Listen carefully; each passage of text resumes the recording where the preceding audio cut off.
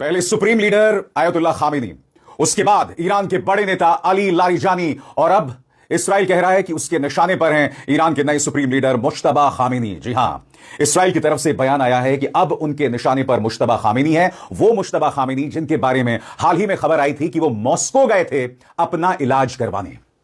मगर आज एक बहुत बड़ा सवाल आपके सामने, ईरान हार क्यों नहीं रहा? और उससे भी बड़ा सवाल, ईरानी डरते क्यों नहीं? और मैं ऐसा क्यों कह रहा हूं दोस्तों, क्योंकि यह मत भूलिए कि जब आयतुल्लाह अली खामेनी की मौत हुई थी तब वो किसी बंकर में नहीं थे। वो बाकायदा अपने घर में अपने खास सलाहकारों के साथ बैठकर जो है बातें कर रहे थे। वो हमला अपने आप में इतना कायराना था कि उस हमले में उनके परिवार के कई सदस्य मारे गए और उनकी एक मासूम सी पोती भी मारी गई। और अली लारिजानी की बात करें तो वो एक बिल्डिंग में थे, किसी बंकर में नहीं थे।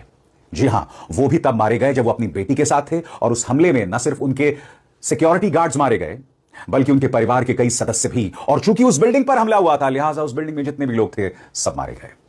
कहने का अर्थ क्या है दोस्तों, ईरान के नेता कभी भी बंकर्स में जाकर नहीं छुपते।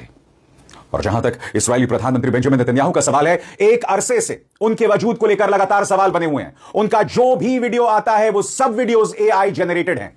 अगर आप मुझसे कहें तो नेतन्याहू अभी जिंदा हैं। ये जो सारा खेल खेला जा रहा है ये मोसाद द्वारा खेला जा रहा है, क्योंकि मोसाद इस तरह की तस्वीर, इस तरह का भ्रम पैदा करना चाहता है उन एआई जनरेटेड वीडियोस के जरिए कि नेतन्याहू के साथ ऑल इज नॉट वेल। वो नेतन्याहू जो ईरान के टारगेट नंबर 1 है, लिहाजा मोसाद को लगता है कि इस तरह के खेल खेलकर नेतन्याहू की सुरक्षा को लेकर एक भ्रम पैदा किया जा सकता है। वो नेतन्याहू जो अभी जिंदा होंगे तो किसी बंकर के अंदर होंगे।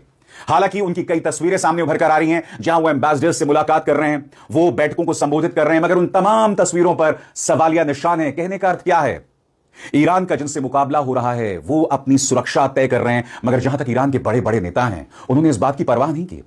क्या सुप्रीम लीडर खामेनी को नहीं पता था उनकी मौत से पहले कि वो निशाने पर हैं? और अमेरिका और इसराइल लगातार उस वक्त धमकी दे रहे थे कि हम ईरान पर हमला कर सकते हैं, यह हमला कभी भी हो सकता है। बावजूद उसके वो अपने घर में एक सामान्य बैठक करते हैं और उसके बाद वो शहीद हो जाते हैं। अली लारिजानी, ये मत भूलिए दोस्तों, कुछ डे के दिन क्या हुआ था जब ईरान फलस्तीन के प्रति अपना समर्थन जाहिर करता है। सड़क पर कौन कौन थे? राष्ट्रपति मसूद पेजेश्कियां थे। इन तस्वीरों में देखिए बाकायदा वो लोगों के साथ सेल्फी खिंचवा रहे थे। राष्ट्रपति मसूद पेजेश्कियां निशाने पर हैं, मगर देखिए किस तरह से वो घूम रहे थे। अली लारिजानी उसी तरह से लोगों के बीच मौजूद थे। इन्हें इस बात का खौफ नहीं है। आप जानते हैं बेंजामिन नेतन्याहू के एक सो कॉल्ड सलाहकार हैं डेविड एमकीज, उन्होंने एक दावा किया था जिसकी पुष्टि नहीं की जा सकती। उन्होंने बाकायदा एक तस्वीर पेश की थी और उस तस्वीर में उन्होंने एक व्यक्ति को चिन्हित किया था जो अली लारिजानी के पीछे चल रहा था और उन्होंने दावा किया कि यह व्यक्ति जो है वो मोसाद से जुड़ा हुआ है और यह व्यक्ति जल्द अली लारिजानी को मौत की घाट उतार देगा। और फिर हुआ भी भाई। स्वाभाविक सी बात है, अली लारिजानी की मौत एक सामान्य मौत नहीं थी। मोसाद